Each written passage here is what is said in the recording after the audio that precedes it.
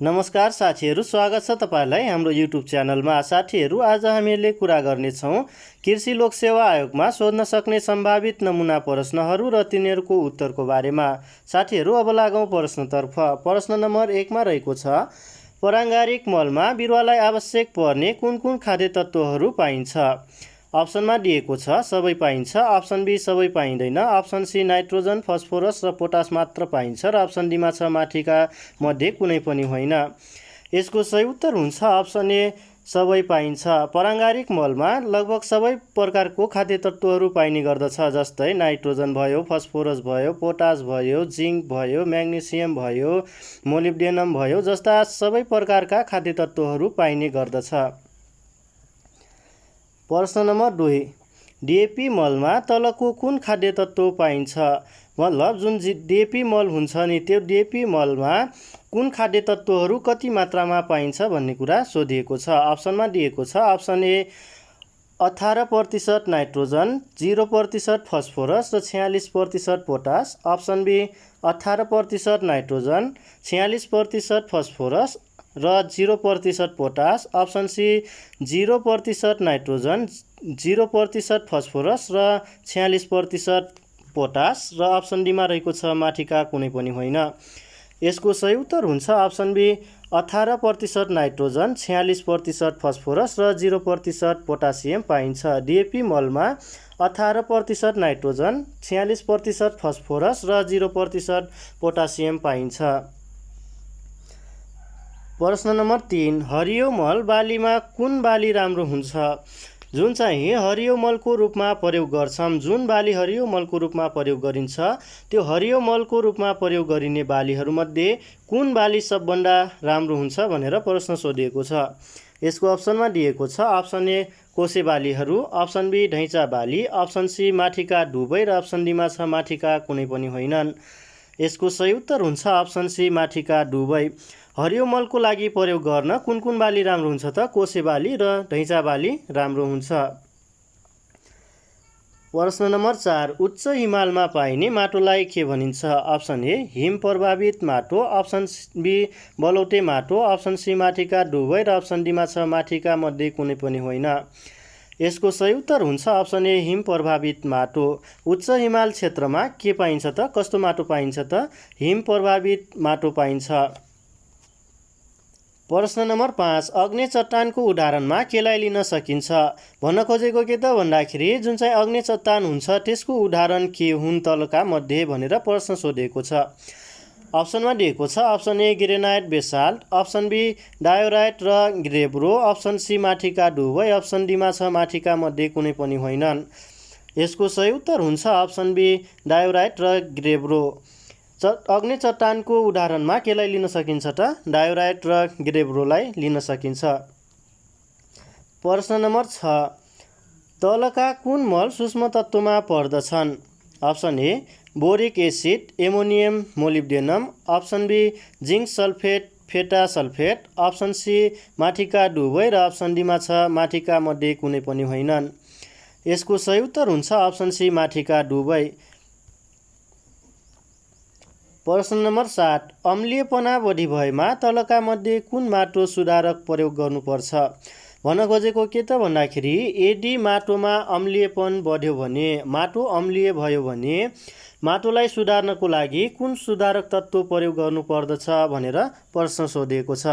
अप्सनमा दिएको छ, जिप्सम र गन्धक, अप्सन बी कृषि चुन र डोलोमाइट, अप्सन सी माथिका दुबै र अप्सन डीमा छ माथिका मध्ये कुनै पनि होइनन्। यसको सही उत्तर हुन्छ अप्सन बी कृषि चुन र डोलोमाइट। यदि माटो अम्लीय भयो भने कृषि चुन र डोलोमाइटको प्रयोग गरिन्छ, यदि माटो क्षारीय भयो भने जिप्सम र गन्धकको प्रयोग गर्नुपर्दछ। प्रश्न नम्बर 8, पोटासियम डाइक्रोमेट कुन तत्त्व पत्ता लगाउन प्रयोग गरिन्छ? अप्सनमा दिएको छ, option A phosphorus, option B nitrogen, option C पराङ्गारिक पदार्थ र अप्सन डीमा छ माथिका सबै। यसको सही उत्तर हुन्छ अप्सन सी पराङ्गारिक पदार्थ।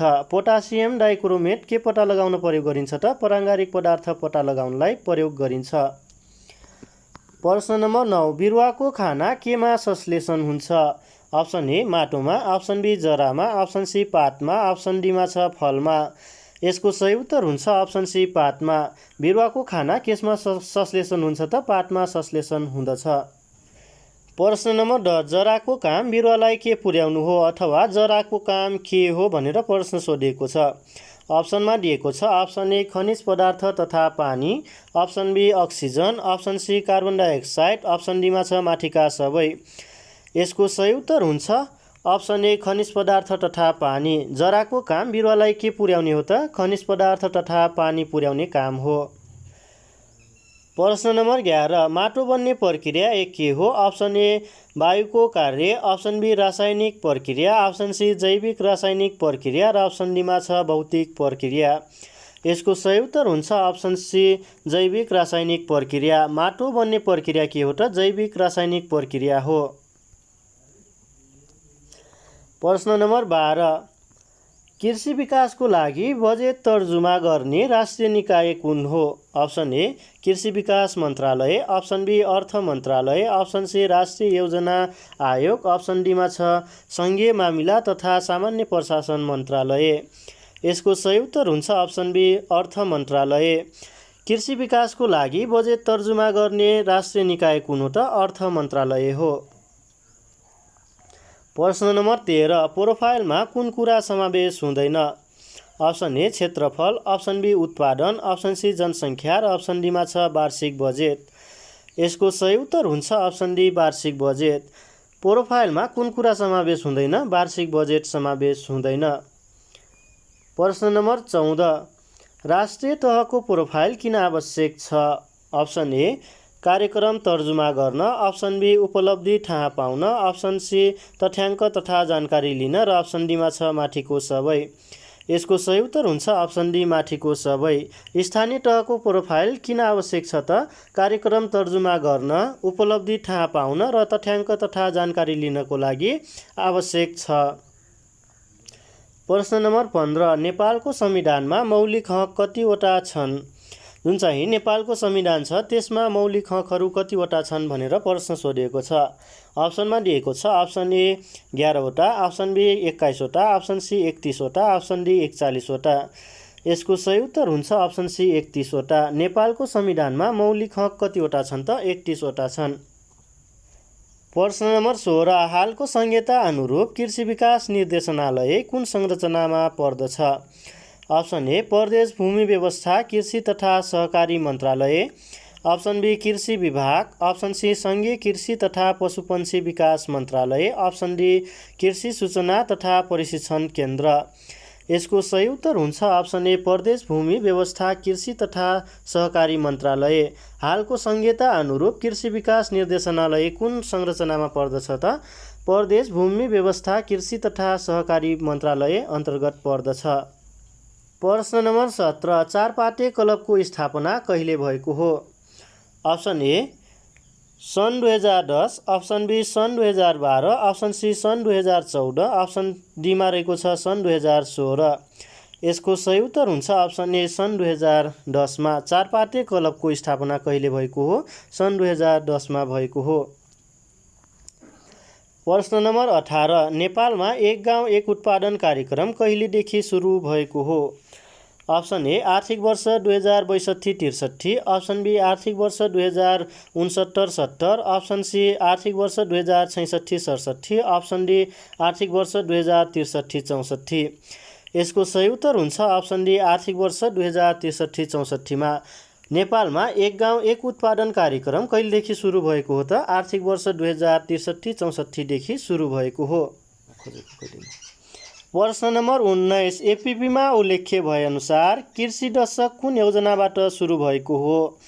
एपीपीको फुल फर्म के त एग्रिकल्चर पर्सपेक्टिभ प्लानमा उल्लेख भएअनुसार कृषि दशक कुन योजनाबाट सुरु भएको हो भनेर प्रश्न सोधिएको छ। अप्सनमा दिएको छ अप्सन ए 9औं, अप्सन बी 10औं, अप्सन सी 11औं र अप्सन डीमा छ 12औं योजना। यसको सही उत्तर हुन्छ अप्सन बी 10औं योजना। एपीपीमा उल्लेख भएअनुसार कृषि दशक कुन योजनाबाट सुरु भएको हो त 10औं योजनाबाट सुरु भएको हो। प्रश्न नम्बर 20, निजामती सेवा ऐन 2049 र नियमावली 2050 अनुसार सेवावधि गणना हुने विधा कुन हो? अप्सन ए अध्ययन विधा, अप्सन बी बिरामी विधा, अप्सन सी असाधारण विधा र अप्सन डीमा छ घर विधा। यसको सही उत्तर हुन्छ अप्सन सी असाधारण विधा। निजामती सेवा ऐन 2049 र नियमावली 2050 अनुसार सेवा अवधि गणना नहुने विधा कुन हो त? असाधारण विधा हो। प्रश्न नम्बर 21 सुत्केरी विधा महिला निजामती कर्मचारीले एकपटकमा कति दिन पाउँछन्? अप्सन ए 98 दिन, अप्सन बी 60 दिन, अप्सन सी 42 दिन र अप्सन डीमा छ 28 दिन। यसको सही उत्तर हुन्छ अप्सन ए 98 दिन। सुत्केरी विधा महिला निजामती कर्मचारीले एकपटकमा कति दिन पाउँछ त? 98 दिन पाउने गर्दछ। प्रश्न नम्बर 22 निजामती कर्मचारीले पाउने सामान्य सजाय कुन हो? अप्सन एमा दिएको छ नसिहत दिने। नसिहत दिने भनेको कस्तो भन्दाखेरि नसिहत सजाय भन्छ। यो यस्तो सजाय हो जुन सजाय बापत केही शिक्षा मिल्छ भने त्यस्तो सजायलाई के भन्छ? नसिहत सजाय अथवा नसिहत दिने भन्ने बुझिन्छ। अप्सन बीमा रहेको छ 2 वर्षसम्म तलब वृद्धि रोक्का वा 2 वर्षसम्म बढावा रोक्का। अप्सन सी 2 देखि 5 वर्षसम्म तलब वृद्धि रोक्का वा 2 देखि 5 वर्षसम्म बढुवा रोक्का। अप्सन डीमा छ माथिको सबै। यसको सही उत्तर हुन्छ अप्सन डी माथिको सबै। प्रश्न नम्बर 23 अध्ययन विधा लिन कति वर्ष सेवा अनुभव पुग्नुपर्छ? भन्न खोजेको के त भन्दाखेरि अध्ययन विधा लिनको लागि कति वर्षसम्म काम गरेर अनुभव प्राप्त गरेको हुनुपर्दछ अथवा कति वर्षको अनुभव हुनुपर्छ भनेर प्रश्न सोधेको छ। अप्सनमा दिएको छ अप्सन ए 1 वर्ष, अप्सन बी 2 वर्ष, अप्सन सी 3 वर्ष र अप्सन डीमा छ 4 वर्ष। यसको सही उत्तर हुन्छ अप्सन सी 3 वर्ष। अध्ययन विधा लिनको लागि कति वर्ष सेवा अनुभव हुनुपर्दछ त? कति वर्ष कामको अनुभव हुनुपर्दछ त? 3 वर्षको। प्रश्न नम्बर 24 प्रसूति स्याहार विधा पुरुष निजामती कर्मचारीले कति दिन पाउँछन्? अप्सन एमा दिएको छ 15 दिन, अप्सन बी 30 दिन, अप्सन सी 45 दिन र अप्सन डीमा छ 60 दिन। यसको सही उत्तर हुन्छ अप्सन ए 15 दिन। प्रसूति स्याहार विधा पुरुष निजामती कर्मचारीले कति दिनको पाउँछ त? 15 दिनको पाउँछ। प्रश्न नम्बर 25 निजामती कर्मचारीले क्रिया विधा एकपटकको कति दिन पाउने प्रावधान छ? अप्सन ए 7 दिन, अप्सन बी 15 दिन, अप्सन सी 30 दिन र अप्सन डीमा छ 21 दिन। यसको सही उत्तर हुन्छ अप्सन बी 15 दिन। निजामती कर्मचारीले क्रिया विधा एकपटकमा कति दिन पाउने प्रावधान छ त? 15 दिन पाउने प्रावधान छ। प्रश्न नम्बर 26 निजामती सेवा नियमावलीको कुन नियममा घर विधा सम्बन्धी उल्लेख छ? अप्सन ए नियम 56, अप्सन बी नियम 57, अप्सन सी नियम 58 र अप्सन डीमा छ नियम 59। यसको सही उत्तर हुन्छ अप्सन बी नियम 57। निजामती सेवा नियमावलीको कुन नियममा घर विधा सम्बन्धी उल्लेख छ त? नियम 57मा। प्रश्न नम्बर 27 निजामती सेवा नियमावली 2050 को कुन नियममा अध्ययन विधा सम्बन्धी उल्लेख छ? अप्सन ए नियम 60, अप्सन बी नियम 61, अप्सन सी नियम 62, अप्सन डी नियम 59। यसको सही उत्तर हुन्छ अप्सन बी नियम 61। निजामती सेवा नियमावली 2050 को कुन नियममा अध्ययन विधा सम्बन्धित उल्लेख छ त? नियम 61मा उल्लेख गरिएको छ। प्रश्न नम्बर 28 साधारण र बेतलबी विधा कुन नियममा उल्लेख्य छ? अप्सन ए नियम 62, अप्सन बी नियम 61, अप्सन सी नियम 60 र अप्सन डीमा छ नियम 49। यसको सही उत्तर हुन्छ अप्सन ए नियम 62मा। प्रश्न नम्बर 29 निजामती सेवामा कुल सङ्ख्याको कति प्रतिशत समावेशीकरणको लागि छुट्याइन्छ? Option A 33%, option B 27%, option C 55% र अप्सन डीमा छ 45%। यसको सही उत्तर हुन्छ अप्सन डी 45%। निजामती सेवा कुल सङ्ख्याको कति प्रतिशत समावेशीकरणको लागि छुट्याइन्छ त? 45%। प्रश्न नम्बर 30 पहिलो पटक सन् 1979मा एक गाउँ एक उत्पादन कार्यक्रम कुन देशबाट सुरुवात भएको हो? Option A Nepal, option B चीन, अप्सन सी भारत र अप्सन डीमा छ जापान। यसको सही उत्तर हुन्छ अप्सन डी जापान। एक गाउँ एक उत्पादन कार्यक्रम सबभन्दा सुरुमा कुन देशबाट भएको हो? जापानबाट। कति सालमा? 1979मा। सन् 1979मा जापानबाट पहिलो पटक एक गाउँ एक उत्पादन कार्यक्रम सुरु भएको हो। प्रश्न नम्बर 31 सदाबहार फलफुल लगाउने समय कुन हो? अप्सन ए साउन भदौ, अप्सन बी असोज कार्तिक, अप्सन सी पुस माघ र अप्सन डीमा छ जेठ असार। यसको सही उत्तर हुन्छ अप्सन डी जेठ असार। सदाबहार फलफुल लगाउने समय कुन हो त? जेठ असार हो। प्रश्न नम्बर 32 विन्टर प्रुनिङ कुन फलफुलमा गरिन्छ? अप्सन ए पतझर, अप्सन बी सदाबहार, अप्सन सी दुवै र अप्सन डीमा छ कुनै पनि होइन। यसको सही उत्तर हुन्छ अप्सन ए पतझर। विन्टर प्रुनिङ कुन फलफुलमा गरिन्छ त? पतझर फलफुलमा गरिन्छ। प्रश्न नम्बर 33 हाँगाको टुप्पो हटाउनु कस्तो काटछाँट हो? Option A heading back, option B thinning out, option C दुवै र अप्सन डीमा छ कुनै पनि होइन। यसको सही उत्तर हुन्छ अप्सन ए हेडिङ ब्याक। हाँगाको टुप्पो मात्र हटाउनु कस्तो काटछाँट हो त? हेडिङ ब्याक हो। प्रश्न नम्बर 34 हाँगाको फेदबाट काट्नु कस्तो काटछाँट हो? Option A heading back, option B thinning out, option C दुवै र अप्सन डीमा छ कुनै पनि होइन। यसको सही उत्तर हुन्छ अप्सन बी थिनिङ आउट। हाँगाको टुप्पोबाट काट्नु कस्तो हो त? हेडिङ ब्याक काटछाँट हो भने थिनिङ आउट भनेको कस्तो? हाँगाको फेदबाट काट्नेलाई थिनिङ आउट भन्ने गरिन्छ अथवा हाँगाको फेदबाट काटछाँट गर्नेलाई थिनिङ आउट भन्छ। हाँगाको टुप्पोबाट काटछाँट गर्नेलाई हेडिङ ब्याक भन्ने गर्दछ। प्रश्न नम्बर 35 एजोलामा कति प्रतिशत नाइट्रोजन पाइन्छ? अप्सन ए 3 देखि 5%, अप्सन बी 5 देखि 10%, अप्सन सी 4 देखि 6% र अप्सन डीमा छ 2 देखि 3%। यसको सही उत्तर हुन्छ अप्सन सी 4 देखि 6%। एजोलामा कति प्रतिशत नाइट्रोजन पाइन्छ त? 4 देखि 6% नाइट्रोजन पाइन्छ।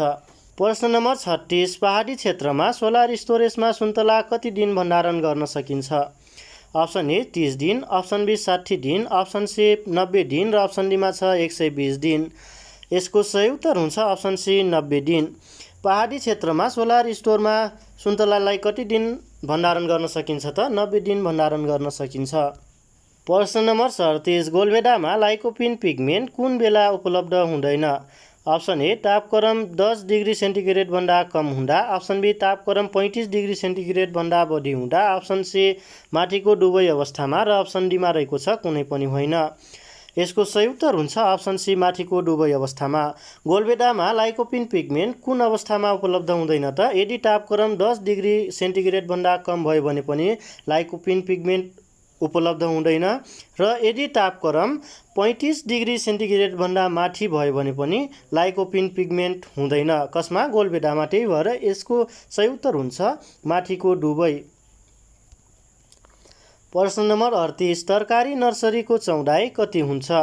Option A 1 metre, option B 2 metre, option C 3 metre, option D 4 metre. यसको सही उत्तर हुन्छ अप्सन ए 1 मिटर। तरकारी नर्सरीको चौडाइ सामान्यतया हामीले कति मिटर राख्छौँ त? 1 मिटर राख्ने गर्दछौँ। प्रश्न नम्बर 39 क्विन्स कुन फलफुलको रुट स्टक हो? अप्सन ए स्याउ, अप्सन बी नासपति, अप्सन सी आरू, अप्सन डी ओखर। यसको सही उत्तर हुन्छ अप्सन बी नासपति। क्विन्स कुन फलफुलको रुट स्टक हो त? नासपतिको हो।